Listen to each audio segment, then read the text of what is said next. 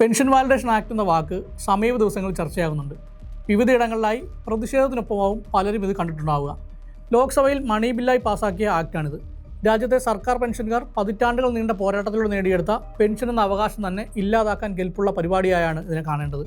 ചുരുക്കി പറയാം, ശമ്പള കമ്മീഷൻ ശുപാർശകൾക്കൊപ്പം സമർപ്പിക്കപ്പെടുന്ന പെൻഷൻ പരിഷ്കരണത്തിൻ്റെ ആനുകൂല്യങ്ങളും കുടിശ്ശികകളും പെൻഷൻകാർക്ക് നിഷേധിക്കാൻ കേന്ദ്ര സർക്കാരിന് അധികാരം നൽകുന്നതാണ് ഈ ജനവിരുദ്ധ നിയമം. ദില്ലി നിയമസഭാ തെരഞ്ഞെടുപ്പിനോട് തൊട്ട് മുൻപ്, അതായത് 2025 ജനുവരി 16 കേന്ദ്രമന്ത്രി അശ്വിനി വൈഷ്ണവ് അറിയിച്ചതുടൻ തന്നെ 8ാം ശമ്പള കമ്മീഷനെ നിയമിക്കുമെന്നാണ്.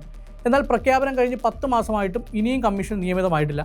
പരിഗണനാ വിഷയങ്ങളും തീരുമാനിക്കപ്പെട്ടിട്ടില്ല. വാലിഡേഷൻ ആക്ടിലെ ഒരു റൂൾ പറയുന്നത് ശമ്പള കമ്മീഷന്റെ അംഗീകരിക്കപ്പെട്ട നിബന്ധനകൾ, തത്വങ്ങൾ, പെൻഷൻ പരിഷ്കരണത്തിന്റെ രീതി എന്നിവ കേന്ദ്ര സർക്കാർ തീരുമാനിക്കുന്ന തീയതി മുതലേ നടപ്പിലാകൂ എന്നതാണ്. അത്തരത്തിൽ അംഗീകരിക്കപ്പെട്ട ശുപാർശകളുടെ ആനുകൂല്യങ്ങൾ മുൻകാല പ്രാബല്യത്തോടെ നടപ്പിലാക്കപ്പെടില്ല. അതായത് ശമ്പള കമ്മീഷൻ റിപ്പോർട്ട് സമർപ്പിക്കാൻ വൈകിയാൽ പെൻഷൻകാർക്ക് അതിന്റെ മുൻകാല പ്രാബല്യമോ ലഭിക്കേണ്ട കുടിശ്ശികയോ കിട്ടാൻ നിയമപരമായ അർഹതയില്ല എന്ന് ചുരുക്കം. ഇതിനേക്കാൾ അപകടകരമാണ് തുടർന്നുള്ള റൂളുകൾ. ശമ്പള കമ്മീഷന്റെ പെൻഷൻ പരിഷ്കരണം സംബന്ധിച്ച ശുപാർശകളും ഉത്തരവുകളും നടപ്പിലാക്കുമ്പോൾ പെൻഷൻകാർ നേരത്തെ റിട്ടയർ ആയവർ, പിന്നീട് റിട്ടയർ ആയവർ എന്നിങ്ങനെ വിഭജിക്കുന്നതിനോടൊപ്പം അവരുടെ വിരമിക്കൽ തീയതിയുടെ അടിസ്ഥാനത്തിൽ വ്യത്യസ്ത രീതിയിൽ ആനുകൂല്യങ്ങൾ നൽകാനും കേന്ദ്ര സർക്കാരിന് അധികാരം ലഭിക്കുന്നു.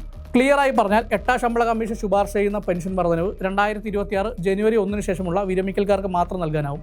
അതിന് മുൻപ് വിരമിച്ചവർക്ക് നിലവിൽ ലഭിക്കുന്ന നിരക്കിൽ ഗണ്യമായ കുറവ് വരുത്താനും ഈ നിയമം കേന്ദ്ര സർക്കാരിന് അധികാരം നൽകുന്നു. പ്രശസ്തമായ നഗാര കേസ് വിധിയിലൂടെ നേടിയെടുത്ത തുല്യതയാണ് ഈ നിയമം തട്ടിയെടുക്കുന്നത്. ഇതിനെതിരെ ഫോറം ഓഫ് സിവിൽ പെൻഷനേഴ്സ് അസോസിയേഷന്റെ നേതൃത്വത്തിൽ അതിശക്തമായ തുടർ പോരാട്ടങ്ങൾ രാജ്യമെങ്ങും ഉയർന്നു വരികയാണ്. ഒപ്പം ഭരണഘടനാ വിരുദ്ധമായ നിയമത്തിനെതിരെ സുപ്രീം കോടതി സമീപിക്കുവാനുമാണ് ഇവരുടെ തീരുമാനം. രാജ്യത്തെ നാനാതുറയിൽപ്പെട്ടവരുടെ മൗലികമായ എല്ലാ അവകാശങ്ങളും തകർക്കുന്നതിലെ അടുത്ത ചുവടുവെപ്പാണിത്. ഉപാധികളില്ലാതെ എതിർക്കപ്പെടേണ്ടുന്ന ഒന്ന്.